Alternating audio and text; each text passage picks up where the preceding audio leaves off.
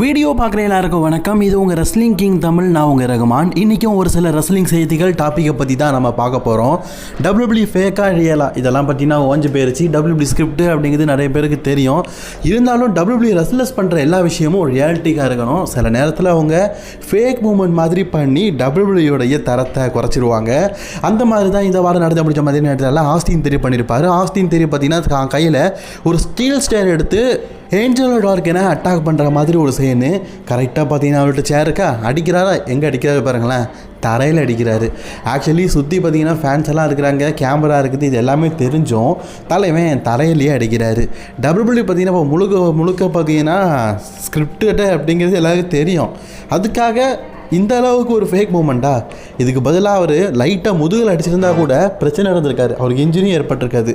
ஆனால் தரையில் அடித்து அதை ஃபேக் மூமெண்ட்னு சொல்லிட்டு எல்லாருக்கும் காட்டிட்டாங்க பார்த்தீங்களா? அதே மாதிரி நேற்றுக்கு நீங்கள் எல்லாருமே மண்டே நைட்டரை பார்க்கும்போது ஜேக்கப் ஹார்ட்டுக்கும் ரோமன் ரெயின்ஸுக்கும் கான்டாக்ட் சைன் நடந்திருக்கும். ரெண்டு பேரும் முட்டிக்கிட்டு அந்த இடத்த விட்டு போயிருப்பாங்க. இதெல்லாம் நம்ம பார்த்தது. ஆனால் நேற்றுக்கு ரோமன் ரெயின்ஸோடைய பிறந்தநாள். எக்கச்சக்க ஃபேன்ஸ் பார்த்தீங்கன்னா ஹாப்பி பர்த்டே ரோமன் ரெயின்ஸுக்கு கிஃப்ட் இருக்குது. இந்த மாதிரி நிறைய ஃபேன்ஸ் பார்த்தீங்கன்னா அவங்களுக்கு பிடிச்ச எண்ணத்தை ட்ராயிங்காக சார்ட் பேப்பரில் வரைஞ்சி அந்த இடத்துல பார்த்தீங்கன்னா காட்டியிருக்கிறாங்க.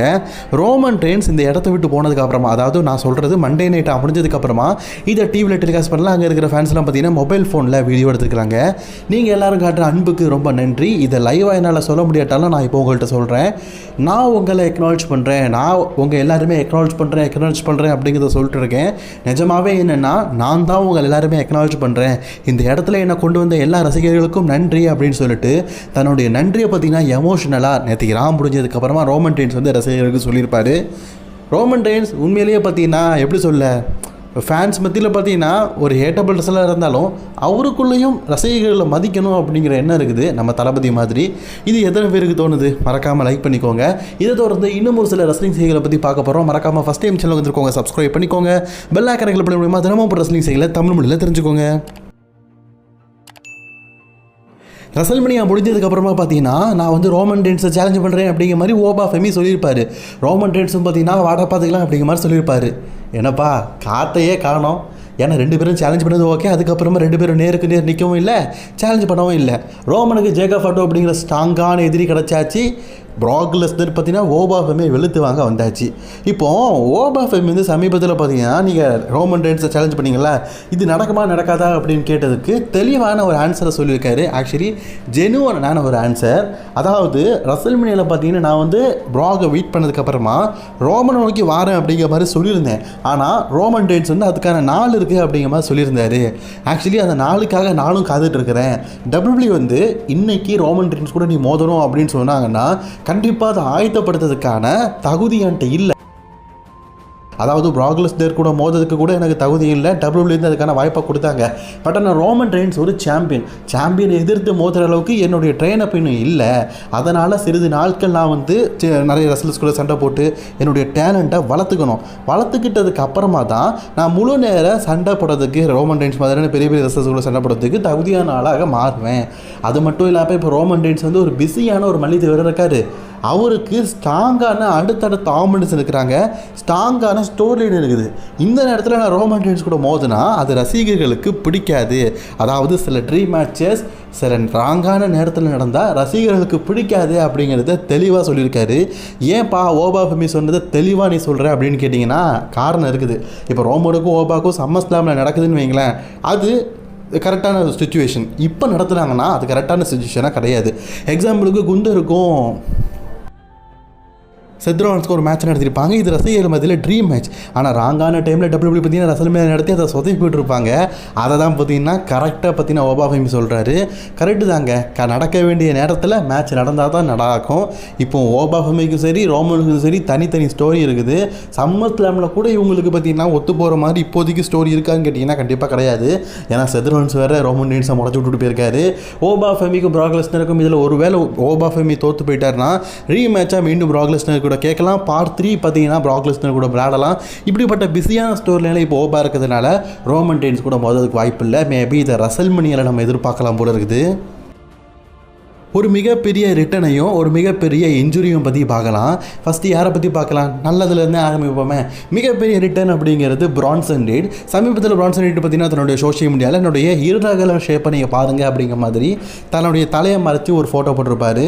அதாவது இதுக்கு முன்னாடி நம்ம பிரான்சன் ரீட்டை பார்த்துருக்கோம், உடம்பு வண்ணமாக இருக்கும். ஆனால் திருப்பி விஷன் டீமில் ஜாயின் பண்ணும்போது கொஞ்சம் குறைச்சாரு. இப்போ நல்லா எக்ஸசைஸ் பண்ணி பார்த்தீங்கன்னா ஓரளவுக்கு உடம்பை ஃபிட் ஆகிட்டார். நம்ம பிரான்ஸ்டோன் எப்படி உடம்பை தலைன்னு இருந்து ஃபிட் ஆகலை, இப்போ மான்ஸ்டர் மாதிரி இல்லை. அந்த மாதிரி பார்த்தீங்கன்னா பிரான்சன் ரீட் இப்போ அவர் இன்ஜுரி டைம்லையும் எக்ஸசைஸ் பண்ணி தான் உடம்பை ஃபிட்டாக இருக்காரு. இப்போ நான் ரெடியாக இருக்கிறேன் அப்படிங்கிறத சோஷியல் மீடியாவில் போட்டிருக்காரு. காய்ஸ், விஷன் பழையபடி பேக் ஆக போகுது. மீண்டும் விஷன் டீமில் பார்த்தீங்கன்னா பிரான்சன் ரீட் வர போகிறாரு. ஒரு சந்தோஷமான விஷயம் தான். எனக்கு பிரான்சன் ரீட்டை விஷன் டீமில் ரொம்ப பிடிச்ச ஆளில் அவரும் ஒருத்தர். பிரான்சன் ரீட், பிரான் பிரேக்கர், இந்த பிரான் பிரதர்ஸை நேருக்கு நேர் பார்த்தா தான் உண்மையிலேயே அந்த பழைய விஷனை பார்த்த மாதிரி இருக்கும். சரி, கெட்ட செய்தி என்ன தெரியுமா? ஒருத்தருக்கு இன்ஜுரி ஆச்சு, அது வேற யாருமே இல்லை, லோகன் பாலுக்கு. என்னப்பா சொல்கிற? விஷனுக்கு யாராவது சூனியம் கிணியம் பண்ணிச்சுட்டாங்களா? ஒருத்தருக்கு இன்ஜுரியான அடுத்தது இன்ஜுரி ஆகுதுன்னு. ஏன்னா வரிசையாக ஒருத்தனுக்காக இன்ஜுரி ஆகிட்டு இருக்குது. இந்த வகையில் இப்போ லோகன் பாலுக்கு தான். லோகன் பால் இப்போ சமீபத்தில் பார்த்தீங்கன்னா ஸ்ட்ரீட் பாஃபி சேர்த்து போதனால அவருக்கு அதில் இன்ஜுரி ஏற்பட்டிருக்கான். கண்டிப்பாக பார்த்தீங்கன்னா இந்த இன்ஜுரி வந்து நீண்ட நாட்கள் நீடிக்கும் அப்படிங்கிற மாதிரி சொல்லியிருக்கிறாங்க.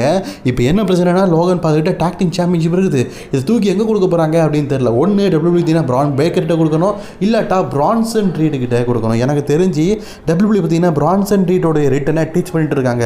அவர்கிட்ட இந்த டைட்டில் கொடுக்கலாம் போல இருக்குது. ஏன்பா அதுக்கு பிரான் பேக்கர்கிட்ட கொடுக்கலன்னா? பிரான் பேக்கரை டபிள்யூபிள்யூ பார்த்தீங்கன்னா வேர்ல்ட் டைட்டில் அளவுக்கு தான் வச்சிருக்காங்க. அவர்கிட்ட அட்லீஸ்ட் இப்போதைக்கு இன்டர்நேஷனல் சாம்பியன்ஷிப், யூஎஸ் சாம்பியன்ஷிப் கொடுத்தா ஓகே. அவர்கிட்ட போய் இப்போ டாக் டீம் சாம்பியன்ஷிப்பை கொடுத்தா சரியான நேரம் கிடையாது. பிரான் பிரேக்கர்கிட்ட இப்போ heavy weight championship, undisputed title, இந்த மாதிரி பெரிய டைட்டில் தான் இப்போதைக்கு இருக்க வேண்டிய நேரம். அதனால் அவர்கிட்ட டாக் டீம் சாம்பியன்ஷிப் போனால் நல்லா இருக்காது. அதனால் எனக்கு தெரிஞ்சு பார்த்தீங்கன்னா டபிள்யூபிள்யூ பார்த்தீங்கன்னா லோகன் பாலுடைய இன்ஜுரி காரணமாக வச்சு அவருடைய டீம் பார்ட்னரில் ஒருத்தரான பிரான்சன் ரீடுக்கு இந்த டாக்டிங் டைட்டில் கொடுக்கறதுக்கு வாய்ப்பு இருக்குது. அண்ட் பிரான்சன் ரீட் டபிள்யூபிள்யூ இது வரைக்கும் எந்த விதமான டைட்டில் வின் பண்ணது கிடையாது அப்படிங்கிறது குறிப்பிடத்தக்க விஷயம். பிரான்சன் ரீட் இதுக்கு முன்னாடி NXTல நார்த் அமெரிக்கன் சாம்பியன்ஷிப் வின் பண்ணியிருக்காரு. ஆனால் மெயின் ராஸ்டரில் இது வரைக்கும் ஒரு டைட்டில் வின் பண்ணதில்லை. ரோமன் ரெயின்ஸே பீட் பண்ண பிரான்சன் ரீடுக்கு டபிள்யூபிள்யூ ஒரு டைட்டில் கொடுக்கல. அதை இந்த டைட்டில் கொடுத்தால் நல்லா தான் இருக்கும். ஸோ டபிள்யூபிள்யூ என்ன பண்ணுறாங்க அப்படிங்கிறத வெயிட் பண்ணி பார்க்கலாம். நம்ம செல்சை கிரீன் இருக்கிறாங்கல்ல, அவங்க மேலே டபிள்யூபிள்யூ பார்த்தீங்கன்னா இப்போ ரொம்பவே ஆர்வம் காட்டுறாங்களாம். சமீபத்தில் அவங்களுடைய ஃபேஸ் அண்ட் கேரக்டருக்கான ஒரு ஹிண்டிங்கை காட்டியிருப்பாங்கல்ல, இவங்களை ரசல்மேனியா மூமெண்ட் அளவுக்கு கொண்டு போகணும் அப்படிங்கிற எண்ணம் இருக்கிறான். செல்சை கிரீனை டபிள்யூபிள்யூ பார்த்தீங்கன்னா ஆரம்பத்தில் சாதாரணமாக நினச்சாங்க. ஆனால் அவங்களுடைய பர்ஃபார்மன்ஸ் பிச்சு உதறுது. ஹீல் கேரக்டரே பிச்சு உதறாங்கன்னா ஃபேஸ் அண்ட் கேரக்டரை கொஞ்சம் நினச்சி பாருங்கள், உண்மையிலேயே சூப்பராக பண்ணுவாங்க. அதனால் டபிள்யூபிள்யூ பார்த்தீங்கன்னா இவங்களுக்கு ஒரு பெரிய வாய்ப்பு கொடுக்கலாம் அப்படின்னு சொல்லி நினச்சிட்டு இருக்கிறாங்க. இந்த மாதிரி வாய்ப்பு நிறைய பேருக்கு கிடச்சிருக்குது. சில பேர் அதை தப்பாக முயற்சி பண்ணி தோத்தும் போயிருக்கிறாங்க, சில பேர் வெற்றியும் பெற்றிருக்கிறாங்க. இப்போ எக்ஸாம்பிள் சொல்லணும்னா நிக்கி கிராஸ் அப்படிங்கிற ரெஸ்லர் உண்டு. அவங்களுக்கு டபிள்யூபிள்யூ பார்த்தீங்கன்னா நிக்கி SSH அப்படி ஒரு கேரக்டர் கொடுத்தாங்க. அதில் அவங்க உமன்ஸ் சாம்பியனும் ஆனாங்க. பட் ஆனால் அது ஒழுங்காக ஒரு ஒர்க் ஆகல, அவங்க மிட் கார்ட் லெவலுக்கு போயிட்டாங்க. அதே மாதிரி தான் இப்போ செல்சி கிரீன் மிட் கார்ட் லெவலில் இருந்தாலும் அவங்களுக்கான வரவேற்பு நல்லா இருக்குது. அவங்கள்ட்ட மணி இந்த பேக்கை ஏதாவது கொடுத்து woman championship, women's heavy championship கொடுத்து அதை அவங்க ஒழுங்காக டார்கெட் பண்ணாங்கன்னா கண்டிப்பாக லிவ் மார்க்கன் மாதிரி போகலாம். ஏன்னா லிவ் மார்க்கனும் பார்த்தீங்கன்னா டபிள்யூபிள்யூ மிட் கார்டில் இருந்தவங்க தான். அவங்களுக்கு ஒரு வாய்ப்பு கொடுத்தாங்க டபிள்யூபிள்யூ. அதன் மூலியமா இப்போ ஒரு டாப் சூப்பர் ஸ்டார் ஆகிட்டாங்க. அதே போல் டபிள்யூபிள்யூ பார்த்தீங்கன்னா இப்போதைக்கு இவங்களுக்கு கொடுக்கலாம்னு நினைக்கிறாங்களாம். என்னை பொறுத்த வரைக்கும் வாய்ப்புக்கும் திறமைக்கும் 100% பொருத்தமான ஆள் தான் நம்ம செல்சி கிரீன். எனக்கு செல்சி கிரீன் ரொம்பவே பிடிக்கும். உங்களுக்கு என்ன? மறக்காமல் கவுண்டர்ஸில் கவனிக்கோங்க. அண்ட் இந்த வீடியோ பிடிச்ச ஷேர் பண்ணிக்கோங்க. தொடர்ந்து வீடியோ பார்க்க சேனலை சப்ஸ்கிரைப் பண்ணிக்கோங்க. பை நண்பா.